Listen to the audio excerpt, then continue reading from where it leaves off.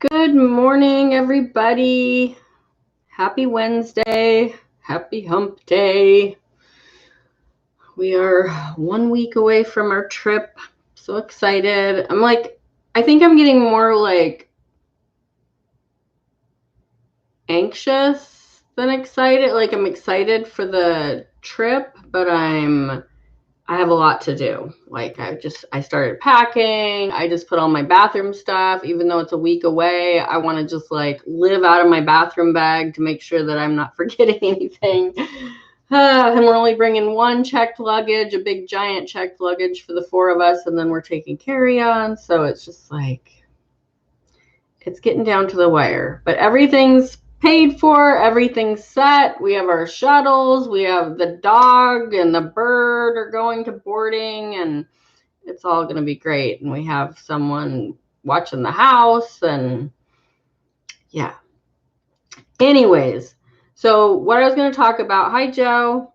What I'm talking about today is what to do when things get hard. So when you're using the law of attraction, so the law of attraction, if you don't know, is that like attracts like. So whatever you're putting out is like karma. You get it back. The golden rule, do unto others as you would like them to do to you. Probably totally butchering that quote. But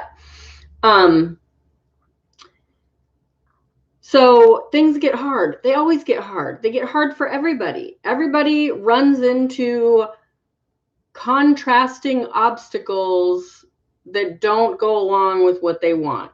And the reason that I'm doing this video on this is because I read a post on a Facebook group about a woman who said she attracted her dream house, but now the bank is telling her she can't have it.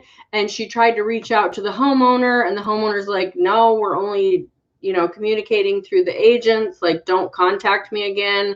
And she's just freaking out that her dream house is falling apart. And my advice was simply let go of it, because it's happening for a reason. So when you start using the law of attraction to your advantage, you will run into bumps and roadblocks and, things that don't work out. And you'll get all these options coming in, and maybe you'll try them all, and you're like, this doesn't work because none of these are working.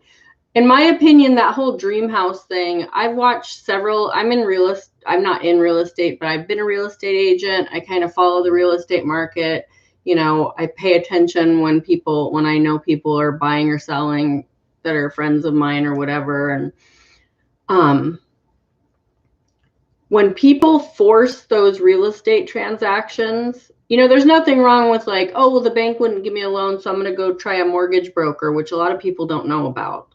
Mortgage brokers are brokers of mortgage loans. So they have sometimes hundreds of options, and they know all about the grants and the extra loans and the, just all the little ins and outs and cubby holes that you have no idea about, and most banks don't work with because they just work with their financial institution. So, there's nothing wrong with seeing what your options are or whatever. But if you are just getting block after block after block, and you just keep pushing it and pushing it and pushing it, and you might eventually get that house or that car or that job or that spouse or whatever. But when you push really hard, when you get to that destination, when you're moving into that house, when you're driving that car, when you're, living with that person, you're going to see why the universe was trying to put the brakes on it. And it's because there was something wrong there, and you needed to pay attention to that. When things get hard, it means that you need to change directions, or you just need to step back for a minute. And, I gave a friend of my son's that advice because he's freaking out because he's having a breakup, and they had an apartment together and everything's getting really messy. And he's like, I've got 24 hours to figure it out. And I'm like, no, you don't. Knock it off. He's like, I'm going to buy a plane ticket right now. I'm coming out to see you guys. I don't know what else to do. And I'm like, take a minute. Stop. You're not going to get anywhere good reacting from a panic, negative, oh my God, freaking out place in your life. You have to stop and sit back for a minute and go, wait a minute, what's really going on here? And, you know, I told my son's friend, you're not going to be living in a cardboard box. If worse comes to worse, you can sleep on your mom's couch. Like, you know, if you need to come out here, you can, but don't do it today. You need to see what your options are first. Don't walk away from this apartment until you've talked to the people that own the apartment. Get that all straightened out.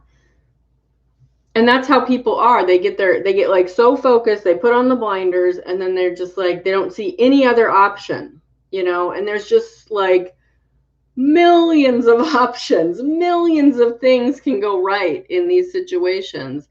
But when you're just pushing so hard against one thing, all the other things fall to the side and you can't see any of them. And none of them will present themselves because you're not in a space to receive those options. So when things get hard, it's best to try to feel better. And I'm not saying like, you know, well, I'm going to college and college is getting hard, so I'm just going to quit. I mean, that is an option for some people. But if, like, you know, our daughter, she wants to be a teacher, she has to finish college to be a teacher in this society. And, you know, this world, I don't know about the whole world, but in the United States, you have to have a teaching degree to teach in a school. So she wants that.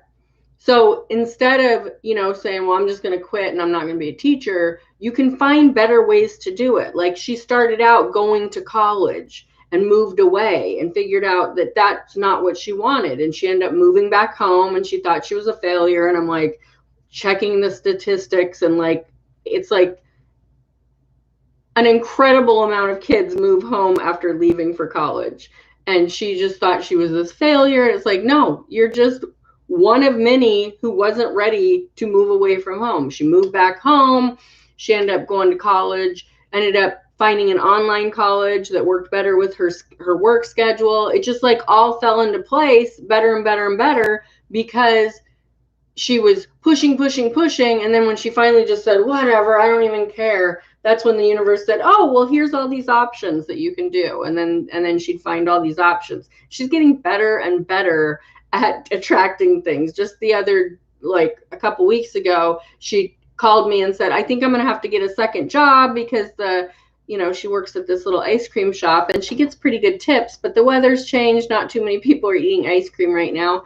And she's like, it's just not cutting it. I need to get something else. I'm looking at like, maybe coffee shop or, something like that. And I said, okay. And then it was literally the next day, because she wasn't in panic mode. She was just like, this is what I need to do. If you hear anything, let me know. The next day, a friend of hers who is a teacher that she coached with has a son who's having a really hard time focusing on his online schooling and offered her a tutoring job, which just goes right along with what she's going to school for. So she's now tutoring this kiddo and getting paid really well for it. And it's all working out. And so that's what it's about. It's just like, okay, I know that this needs to happen. Instead of pushing really hard against it, I'm just going to sit back and go, okay, that's what I need. I'm going to start looking around, getting the word out that that's what I want. And then it comes rushing into you. And when things get hard, it's so important to take that step back and go, this doesn't feel good. Like I did that with my car. We found a car that was north of us, and it was the yellow one, but it didn't have the black stripes like I wanted. But I was still like, oh, I'll just settle for that. But the whole thing was just like messed up. I, called them and said, hey, if we're going to come up there, I want to make sure that we're ready, that the financing has gone through and that, you've told us what our payments are going to be, and we can just come up there and test drive the car and then drive it home.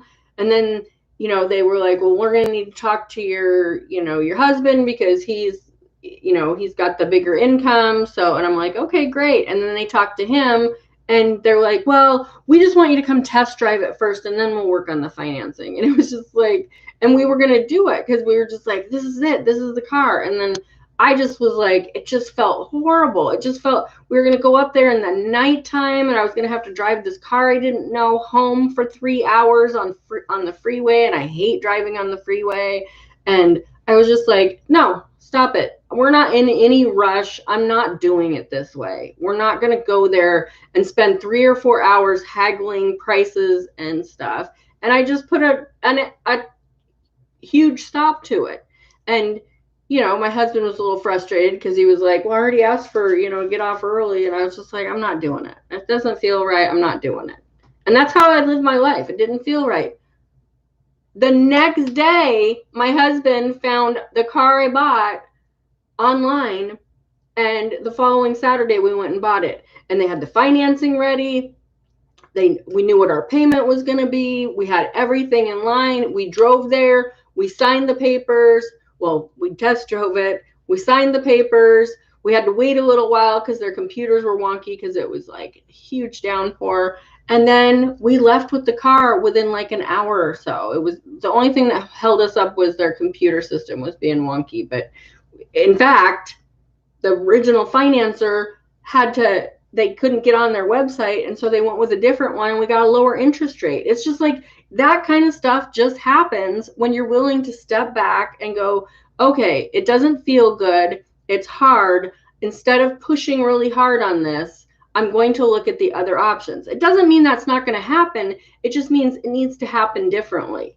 And so when you get into that habit where you're just like, this doesn't feel good, I'm not going there, I'm not doing that, I'm not signing that, I'm not going to be involved in that, your life just opens up to better and better possibilities. So my advice to that woman who was like, I found my dream home, but everything's falling apart.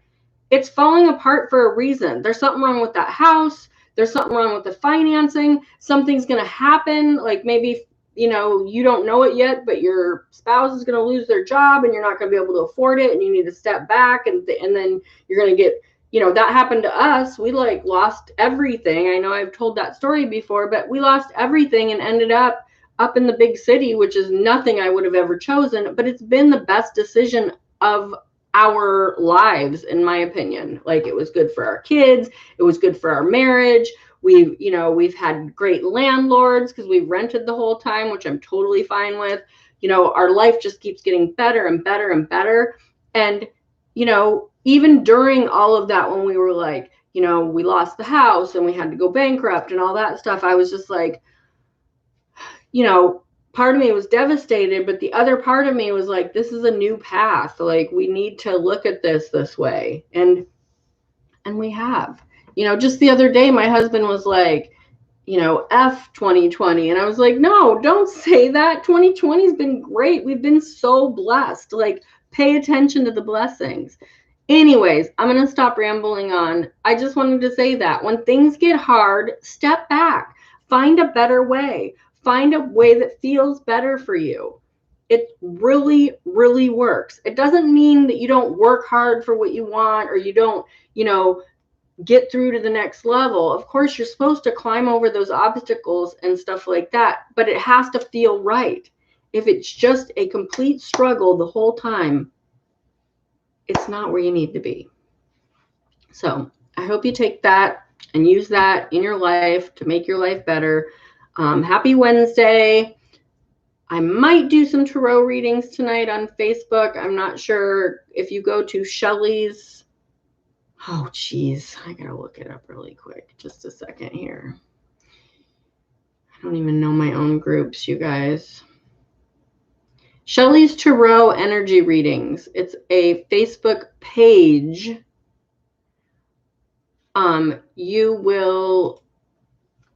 You can see my live readings and request one tonight. I just give little 3-card readings and I do it for about an hour. Depends on how my head goes. If you're on Facebook, you saw my post. I've been drinking some diet. It's called, you gotta be really careful how you say this, Cock and Bull, and it's got a rooster and a bull on it, and it's ginger beer. It's not alcoholic though.